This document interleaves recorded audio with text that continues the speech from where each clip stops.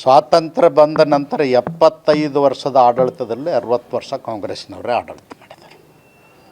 ಅವರು ಮಾಡಿದ್ದು ಇದೇ ಗಿಮಿಕ್. ಯಾವ್ಯಾವಾಗ ಅವ್ರಿಗೆ ಕುರ್ಚಿ ಕಂಟಕ ಬರ್ತದ, ಯಾವ್ಯಾವಾಗ ಜನ ಅವ್ರ ಪಕ್ಷದಿಂದ ದೂರ ಆಗ್ತಾರ, ಮತದಾರರು ಅವ್ರನ್ನ ತಿರಸ್ಕಾರ ಮಾಡ್ಲಿಕ್ಕೆ ಶುರು ಮಾಡ್ತಾರೆ, ಇಂಥ ಹೊಸ ಹೊಸ ನಾಟಕಗಳನ್ನ ಮಾಡ್ತಾರೆ. ನಾವು ಸಣ್ಣವರಿದ್ದಾಗ ಹಳ್ಳಿಗಳಲ್ಲಿ ಹಾಕಿದ್ದು ಬಯಲಾಟ ದೊಡ್ಡಾಟ ಅಂಥೇಳಿ. ಅವಾಗ ಕರೆಂಟ್ ಇರಲಿಲ್ಲ, ಈ ಹವಾ ಹಾಕು ಗ್ಯಾಸ್ಗಳಿದ್ದು ಕಂದೀಲುಗಳದಂಥವು ಅವನ್ನ ಹಚ್ಚಿ ಮಾಡ್ತಿದ್ರು. ಅಂಥ ನಾಟಕ ಕಂಪ್ನಿ ಇದ್ದಂಗಿದ್ರು ಸಿದ್ದರಾಮಯ್ಯನವ್ರ ಸರ್ಕಾರ, ಕಾಂಗ್ರೆಸ್ ಪಕ್ಷ ಅಂದರೆ. ಅದಕ್ಕಾಗಿ ಜನರಿಗೆಲ್ಲ ಅರ್ಥ ಆಗಿದೆ.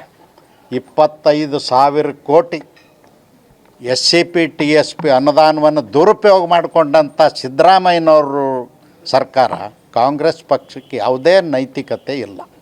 ಮೊದಲು ಈ ವರ್ಷ ಬಜೆಟನ್ನು ಈಗ ಮಂಡನೆ ಮಾಡ್ತಾರೆ, ಕೂಡಲೇ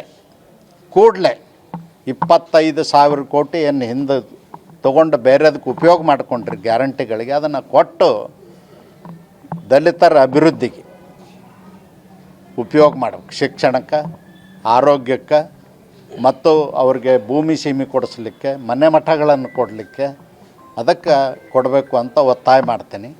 ಮತ್ತು ಆರ್ಥಿಕವಾಗಿ ಸರ್ಕಾರ ದಿವಾಳಿ ಆಗಿದೆ. ಇವಾಗ ನಾನು ಹೇಳಿದೆ ನಿಮಗೆ, ರೈಲ್ವೆದ್ದೇ ಒಂದು ಉದಾಹರಣೆ ಕೊಟ್ಟು, ಮೊನ್ನೆ ದಿನ 2 ದಿನ ತಾವು ಮಾಧ್ಯಮದವ್ರು ತೋರಿಸ್ತಾನೆ ಇದ್ದೀರಿ. 9 ವಿಶ್ವವಿದ್ಯಾಲಯಗಳನ್ನ ನಮ್ಮ ಸರ್ಕಾರ ಇದ್ದಂಥ ಸಂದರ್ಭದಲ್ಲಿ ಮಾಡಿದ್ದನ್ನು ಇವತ್ತು ಬಾಗಿಲು ಹಾಕ್ತಾ ಇದ್ದಾರೆ, ಮುಚ್ತಾ ಇದ್ದಾರೆ, ರದ್ದು ಮಾಡ್ತಾ ಇದ್ದಾರೆ. ಅಂದರೆ ಏನು ಅರ್ಥ? ಇದು ಆರ್ಥಿಕವಾಗಿ ದಿವಾಳಿಗೆ ಕೈಗಾನಡಿ ಇದ್ದಂಗೆ, ಮತ್ತೇನು ಹೇಳಬೇಕಾಗಿಲ್ಲ. 300 ಕೋಟಿ ಖರ್ಚಾಗ್ತದ, ಅದನ್ನು ಮಾಡಲಿಕ್ಕೆ ಆಗೋದಿಲ್ಲ ಅಂಥೇಳಿ ಇವತ್ತು ತೆಗಿತಾ ಇದ್ದಾರೆ. ಭೂಮಿ ಕೊಡೋದಾಗೋದಿಲ್ಲ ಅಂದ್ರೇನು? ಸರ್ಕಾರಕ್ಕೆ 100 ಎಕರೆ 200 ಎಕರೆ ಒಂದೊಂದು ವಿಶ್ವವಿದ್ಯಾಲಯಕ್ಕೆ ಭೂಮಿ ಕೊಡೋದಾಗೋದಿಲ್ಲ. ಹಿಂದೆ ಕೊಟ್ಟಿಲ್ಲ ನಾವು. ಸ್ವಾತಂತ್ರ್ಯ ಬಂದ ನಂತರ ಅನೇಕ ವಿಶ್ವವಿದ್ಯಾಲಯಗಳನ್ನ ಪ್ರಾರಂಭ ಮಾಡಿದ. ಸ್ವಾತಂತ್ರ್ಯ ಪೂರ್ವದಲ್ಲಿ ಇವತ್ತು ನಮ್ಮ ಉತ್ತರ ಕರ್ನಾಟಕದಲ್ಲಿ ಧಾರವಾಡ ವಿಶ್ವವಿದ್ಯಾಲಯ ಆಗ್ಯದ. ಕೊಟ್ಟಿಲ್ಲ. ಭೂಮಿ ಕೊಡ್ಬೇಕು. ಸರ್ಕಾರದ ಭೂಮಿ ಎಲ್ಲ ನುಂಗಿ ಹಾಕ್ಯಾರ ಕಾಂಗ್ರೆಸ್ನವರು. ಕೊಡಬೇಕು. 106 ಎಕರೆ ಕೊಡೋದೇನು ದೊಡ್ಡ ಕೆಲಸ ಅಲ್ಲ. ಕೊಟ್ಟು ಆ ವಿಶ್ವವಿದ್ಯಾಲಯಗಳನ್ನ ಡೆವಲಪ್ ಮಾಡಬೇಕು ಹೊರತು ಮುಚ್ಚಬಾರ್ದು ಅಂತ ಒತ್ತಾಯ ಮಾಡ್ತಾರೆ.